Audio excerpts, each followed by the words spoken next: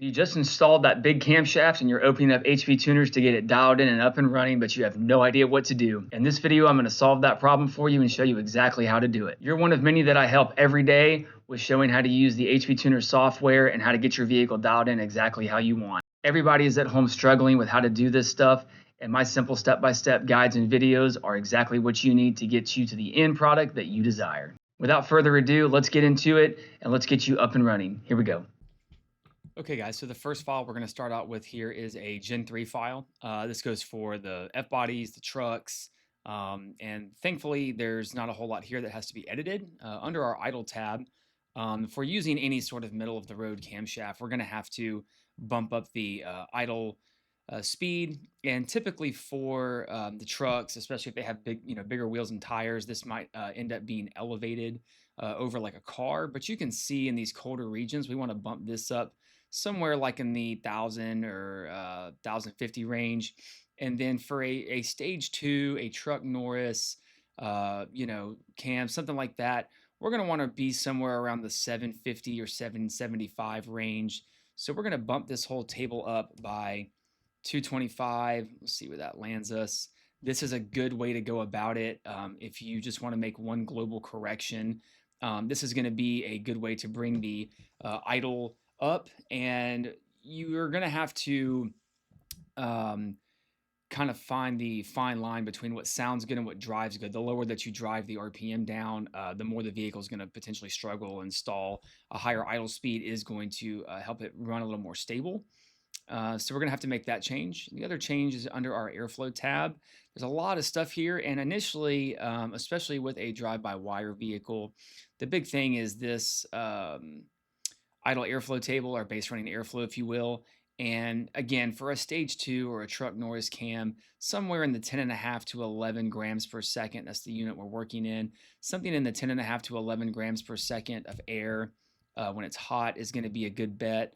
1150, this might be a good place to start. Again, if it's a drive-by-wire, the blade is going to open here, and it's going to get this going for you. You may not have to mess with any of the startup stuff. If you have a drive-by cable vehicle, you'll want to verify with the key on engine off that the IAC counts in the scanner are down in the 40s, 50s, 60s, somewhere down in there, so that the IAC motor actually has room to move. So we need to make that change. Under our Spark tab, we don't have to make any changes here, but we can just check out our in park table. Maybe making this like an even 18 to stabilize it is a good idea. A lot of the trucks, this will be set to 18 right here. And this can go back and forth, and you can play with this to kind of find, to your liking, how you like it. That was repetitive. And so you have to understand that you have to have airflow and or spark. You don't want to go too much on airflow. The vehicle can kind of jerk and jolt. It's a very course correction in terms of the blade or the IAC motor moving. The timing advance is going to be much faster. And typically what I like to do is whatever's in my in park table, I like for my in drive table to have 2 or 3 degrees more. Oops. I like for my in drive table to have 2 or 3 degrees more. So if we have 18 in the in park table, then I may want to have 22 down here at these lower cylinder air masses. And then when we kick out of our in drive table to the high octane table, we can see here that we've got 26, 25 degrees. And this is going to be plenty sufficient, for a Gen 3 car or truck, very few tables that you have to mess with, which is a good thing. The other thing that you may need to address is the engine misfire counters. So we can see here, we may have to go in and bump these up, maybe starting with a multiplication of like 3 in an effort to retain the misfire counters in the event that there's an actual mechanical misfire. Again, going in here and doing like a 3, something like that, versus just maxing them out, from the get-go. So again, this is something you'll have to play with. Out here, it's kind of surpassing that range. But this would be a good way to going about getting your Gen 3 vehicle up and running. To go along with this video, I did create a little worksheet for us here, given the different generation of ECU And the camshaft, we have our park and neutral and our drive RPM, as well as our base running airflow in grams per second, just as a guide for you guys, as well as some just subjective timing numbers for you to consider and a couple of important notes. This PDF is a part of my remote tuning starter pack, which can be found on my website at gulfcoasttuningandcalibration.com. Under the services tab, it is completely free download, and it has all sorts of channels list and PDFs just like this one, and resources for you guys to use while you get started on your tuning journey. So the next one that we're going to talk about is a Gen 4. This is a 09 6-liter 2500 LTZ truck. But this is going to be the same for the cars. A few more tables here to mess with, but thankfully not too much to have to do. So again, our base set point. Again, the same rules apply out here in this 176 and above range. This is another truck. It could be a stage 2, a stage 3. We're going to want to add roughly 225. We want to be somewhere in this, we may want to increase this here to like 775, just get it up a little bit, assuming we've got some bigger wheels and tires. Another way that you could go about it is just by setting this to like a 1050 and then coming out here and making both of these like 800, blending this in. This would be a good way to go about it, if you want to go that route. So we can see here with this table that we've got engine coolant temperature over here. We're going to want this to be something like this. That way the cold engine, it can get warmed up. And then as we are at the 140-ish range, we're going to settle into our idle about 800. We can blend this over something like this. That way it's kind of tapering down as coolant temperature comes up and it's getting into closed loop. We'll copy this into our in gear table. That way those are the same. And then our minimum VSS, I'm going to set this up something like this. So as we're at 50 miles an hour and this thing goes to drop down to our target of 800, it's not going to just shut the blade to try to go to 800 if we set the entire table to that. That way as it's coming down, it's kind of coasting ever so slightly. Again, 800 is kind of our base set point at the warmer temperature. So we're going to set our minimum reference here for the adaptive idle strategy to 800. The next thing we need to do is come over here to airflow, to our airflow final minimum table. And for a small, like a stage 1 cam, you might want to add 1 gram a second of air right here up to 800 and then just blend it over.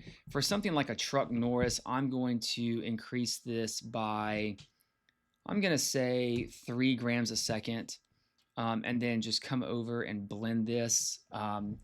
Another option that you could do is you could just set this to something like 9, come out here to above about 5,000. We can set this to 25 and then we can blend this over. This method works really well as well. You just want to make sure that you don't overload this table with airflow in this area. If the camshaft is too small, the vehicle will start jerking, and the adaptive idle and the throttle blade working like crazy to try to control it because you've commanded 13 or 14 grams a second of air. So you just need to keep that in mind. We're also going to go over to our startup airflow table. We want to make sure that we've got some larger values in here than what are in our airflow final minimum table. So we can add like 5 grams a second, and this is going to get us, you're probably not going to be cranking for 2, 3, 4 seconds. So ideally, right around here is what we're concerned with. So if it's struggling to start, you may come in here and add another 2, something like this, and blend it in and see if that gives you a little bit cleaner startup. Another tip over here for the Gen 4 is our cranking VE. We can set this to like a 0.85, just to cut a little bit of fuel out of it to get it fired off. The other one under our spark tab is the cranking spark. You can see here it's starting to actually pull timing, which we don't want. So we can just populate this with like a +5, and that'll be a good start for us. We also want to make sure we get rid of our VCP spark under the spark tab here, and then also too under airflow and variable camshaft, we want to get rid of these tables right here. That way we don't have any cam movement or anything like that.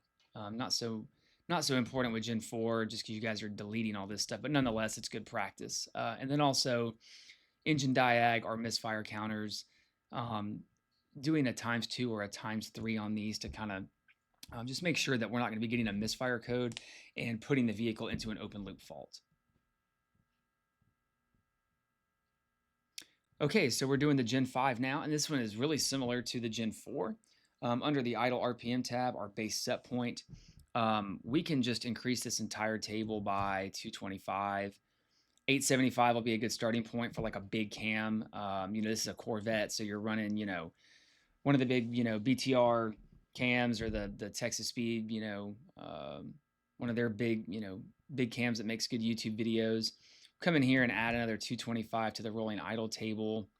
You can kind of see what that looks like again as it's coasting down, soft landing on our target.